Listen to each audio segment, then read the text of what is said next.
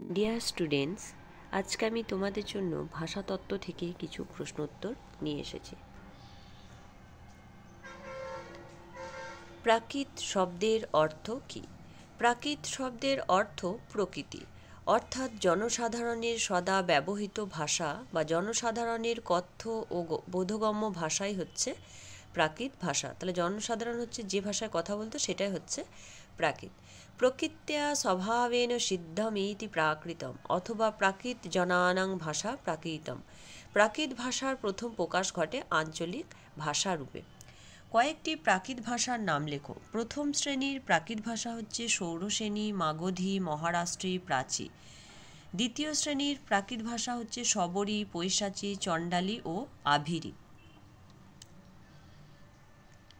পালি প্রাকৃত অপভ্রংশ ভারতীয় আর্যের কোন স্তরে পড়ে? এগুলি হচ্ছে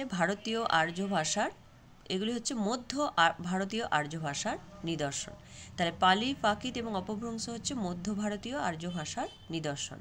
প্রাকৃত ভাষায় রচিত একটি নাটক ও নাট্যকারের নাম লেখো। প্রাকৃত ভাষায় রচিত একটি নাটকের নাম হলো কর্পূর মঞ্জরি এবং নাট্যকারের নাম হলো রাজশেখর। প্রাকৃত ভাষা থেকে সংস্কৃত ভাষায় অনুপ্রবিষ্ট কয়েকটি শব্দের উল্লেখ করো যেগুলি প্রাকৃত ভাষা থেকে এসছে।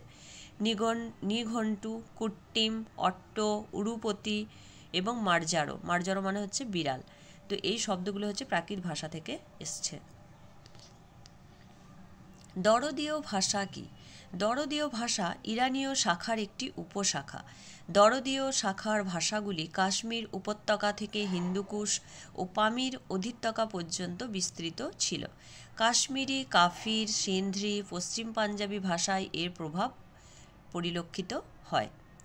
রামায়ণ ও মহাভারত ভারতীয় আর্য ভাষার কোন স্তরের রচনা?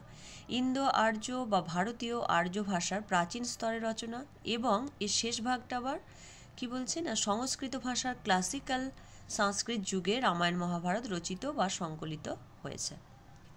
তাহলে আজকে এখানে শেষ করছি।